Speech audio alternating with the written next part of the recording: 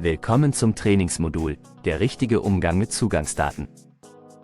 Nach Abschluss dieser Einheit weißt du, welche Gefahren und Konsequenzen durch einen falschen Umgang mit Zugangsdaten und unsicheren Passwörtern möglich sind. Außerdem weißt du, wie du dich richtig im Umgang mit Zugangsdaten am Arbeitsplatz verhältst und wie du sichere Passwörter auswählst. Zudem bist du in der Lage, zusätzliche Maßnahmen zu ergreifen, um deine Zugangsdaten und Passwörter zu bewahren und somit dich, deine Patientinnen und Patienten und das Krankenhaus zu schützen. Die Gefahren durch falsches IT-Sicherheitsverhalten sind sehr hoch und können dazu führen, dass die Versorgung eingestellt werden muss oder sensible Daten veröffentlicht werden. Deswegen ist es wichtig, dass du deine Patientinnen und Patienten schützen kannst. Die Inhalte aus diesem Training werden dir dabei helfen, Kompetenzen aufzubauen, um deine Patientinnen und Patienten und ihre Privatsphäre zu schützen. Heute ist der erste Tag einiger neuer Assistenzärztinnen und Assistenzärzte in deinem Krankenhaus und du wurdest damit beauftragt, diesen die wichtigsten Plattformen zu zeigen. Leider liegen noch nicht für alle die wichtigen Zugangsdaten vor, die für die Patientenversorgung notwendig sind. Du kriegst mit, wie ein Assistenzarzt seinen Benutzernamen und sein Passwort mit einer Assistenzärztin teilt. Bevor auch andere Personen seine Zugangsdaten mitbekommen, weist du den Assistenzarzt darauf hin, dass sein Verhalten gefährlich ist. So ist es nicht nur unklug, seine Zugangsdaten mit jemandem zu teilen, sondern gleichzeitig auch, ein so unsicheres Passwort zu wählen, welches sehr leicht zu erraten ist. Doch warum genau ist es gefährlich, seine Zugangsdaten zu teilen und unsichere Passwörter auszuwählen? Werden Zugangsdaten mit anderen Personen geteilt, so haben auch diese Personen Zugriff auf sämtliche Patientendaten und können diese versehentlich verändern oder löschen. Eine Veränderung ist dabei nicht leicht erkennbar, zum Beispiel, wenn die Medikation verändert wird. Gleichzeitig kann auch nicht zurückverfolgt werden, wer genau welche Änderungen vorgenommen hat. Teilen sich mehrere Menschen den gleichen Zugang, so steht hinter jedem Eintrag ein Name, auch wenn sich mehrere Personen hinter diesen Namen verbergen. Auch wenn das Vertrauen in die Kolleginnen und Kollegen groß ist, sollten Zugangsdaten nicht geteilt werden, um zukünftige Haftungsfragen zu vermeiden. Gleichzeitig ist es wichtig, sichere Passwörter auszuwählen, sodass Zugangsdaten durch Dritte nicht erraten werden können. Häufig ist es für Angreifer einfach, den Benutzernamen in einem Krankenhaus herauszufinden.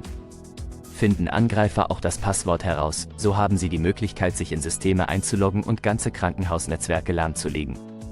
Dadurch können Patientendaten gestohlen und die Patientenversorgung eingestellt werden. Aus diesem Grund ist es auch wichtig, dass du Passwörter nicht mehrfach nutzt. Denn wenn ein Passwort erraten wurde, dann ist es für Angreifer ein leichtes, das Passwort auch anderen Zugängen zuordnen zu können. Konkret bedeutet das, dass Zugangsdaten niemals geteilt werden dürfen und Passwörter geheim und sensibel behandelt werden müssen. Ein Krankenhausinformationssystem enthält viele sensiblen und vertraulichen Patientendaten, die nur für bestimmte Benutzergruppen freigegeben sind. Indem du dich richtig und informationssicher verhältst, schützt du die Vertraulichkeit und Integrität der Patientendaten und du leistest Gewähr, dass niemand unbefugt Zugriff auf die Daten erhält. Dabei spielen insbesondere Passwörter eine sehr wichtige Rolle. Leichte Passwörter sind häufig auch leicht zu knacken. Je länger und komplexer, desto schwieriger macht man es Kriminellen.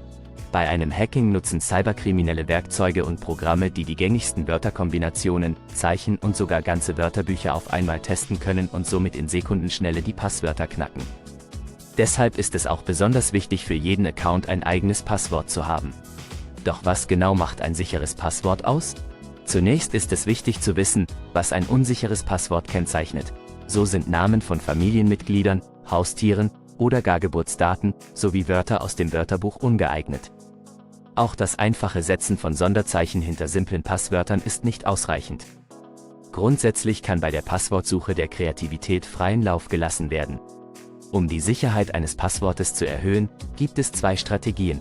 Ein kürzeres, aber komplexes Passwort. Dieses sollte mindestens 8 Zeichen, aber gerne auch mehr, lang sein und mindestens 4 verschiedene Zeichenarten beinhalten. Groß- und Kleinbuchstaben, Zahlen und Sonderzeichen machen ein Passwort sicher. Die zweite Strategie ist ein längeres Passwort. Hier kann es dann auch weniger komplex ausfallen, sollte allerdings auch aus mindestens 25 Zeichen bestehen. Dann reichen auch 2 Zeichenarten wie beispielsweise Groß- und Kleinbuchstaben aus. Um sich ein Passwort zu merken, kann es sinnvoll sein, eine Hilfsstrategie zu nutzen. Denn das Schlechteste, was du machen kannst, ist dein Passwort auf Notizzettel zu schreiben und auf deinen Bildschirm aufzukleben oder andere Personen zu bitten, sich das Passwort für dich zu merken. Eine Hilfsstrategie ist die folgende. Merke dir zum Beispiel einen Satz und nutze immer den ersten Buchstaben des Wortes als Teil deines Passwortes. Dabei kannst du auch versuchen, dir einen Satz zu merken, der auch Zahlen beinhaltet. Füge anschließend noch Sonderzeichen ein und schon hast du ein starkes Passwort. Es gibt auch weitere Maßnahmen, die du ergreifen kannst, um den Umgang mit Zugangsdaten und insbesondere Passwörtern zu verbessern.